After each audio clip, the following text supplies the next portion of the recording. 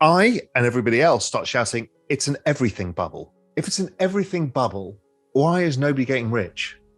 Apart from the very rich who've got access to capital. I lived through and worked through and invested through 2000, and that was a bubble because equities decoupled from gold, from real estate, from everything. And assets have a relative valuation, always have in history. So basically, gold versus real estate is a trade-off everybody will make at a certain point. If real estate is crazy expensive versus gold, at some point, the flow of capital goes the other way because it's an asset. So what's got the higher expected return in the future, right? It's very logical behavior. And equities work the same. They all have this long-term range. The only thing that doesn't, which catches everybody out, is industrial commodities and agricultural commodities. Why? Because technology. So those things get cheaper. So CPI gets cheaper because of technology, computing power, all of this stuff. But the actual assets don't get cheaper. So I looked at all of these and like the S&P versus gold is kind of in line, nothing wild, like one standard deviation expensive for equities, nothing crazy. And real estate the same. What happens if it's something else? What happens if we're just looking at the wrong denominator? And then I thought, well, if the Fed balance sheet is a function of demographics, putting the missing layer in, are they actually debasing the currency? And therefore, if we were to denominate it, basically to discount the dollar by the amount the Fed balance sheet's grown, right? Would that show us the truth? And suddenly the charts became really bloody logical because everyone kind of feels like you didn't get richer. The average person definitely did not get richer after 2008. And when you look at it, the assets didn't perform in line with the balance sheet. So therefore, they didn't perform in line with the debasement.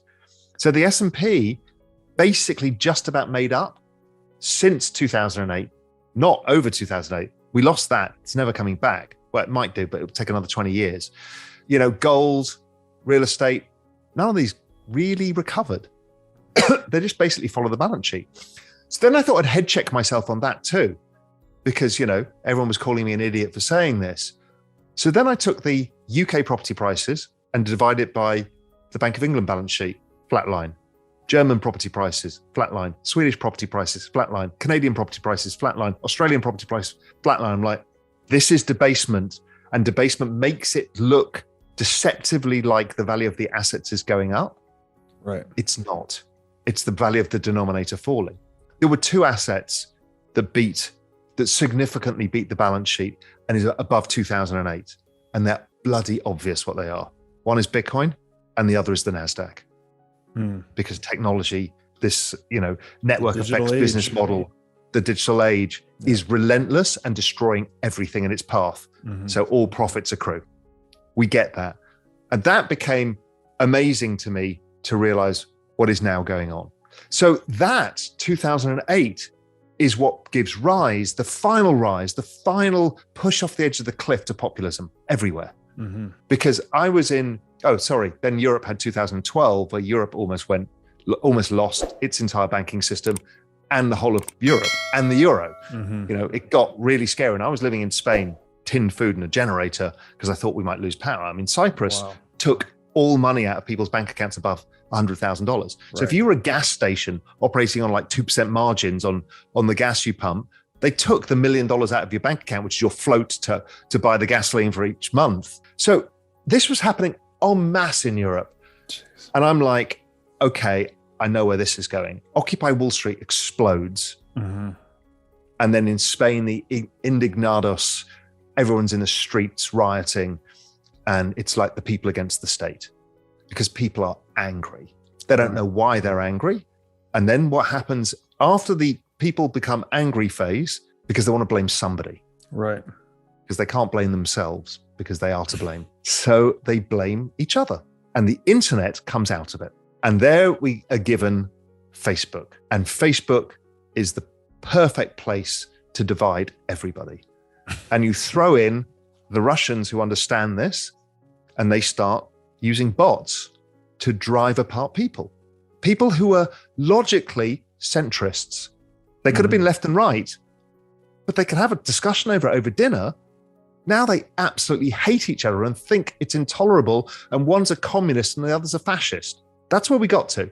the first thing, and I saw it very fast when I saw Bitcoin 2012, after Europe, I realized, okay, yeah, I get this totally. This is the future of everything, because I'd learned some shocking things in 2012. I went around the world to try and start the world's safest bank. And at the time, my idea was it should hold all deposits in default risk-free, pretty much so, you know, and I tried to do it, but it's very hard to start a bank.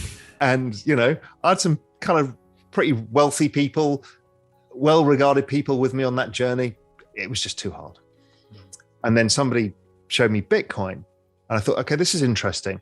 And then we had a meeting with the DTCC, who clear and custody all US securities, the New York Fed. I'd read a book, I can't remember what it's called, about the European side of the equation in 2008. And Euroclear is the European equivalent of DTCC. So this is the clearing and settlement of all bonds, equities, everything, because nobody knew what collateral there was.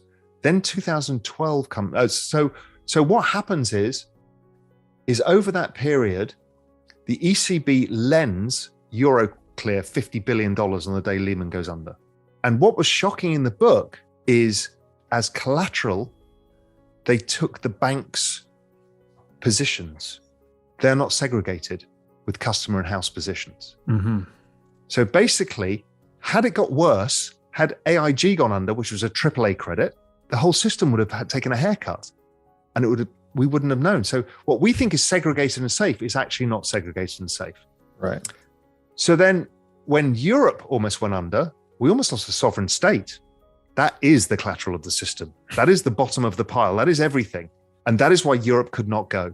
Because if it went, then that's the end. Because then the collateral layer is gone. The safest collateral of all, the government bond layer.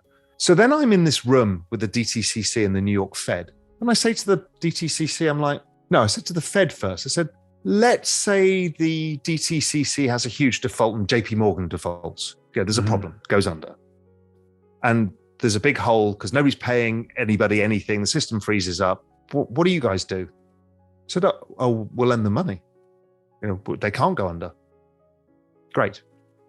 DTCC, at that level, what do you pledge as collateral? Said the same thing that the ECB did. And I said, is there a segregation at your level between customer and house? No. I'm like, okay, so nobody's safe.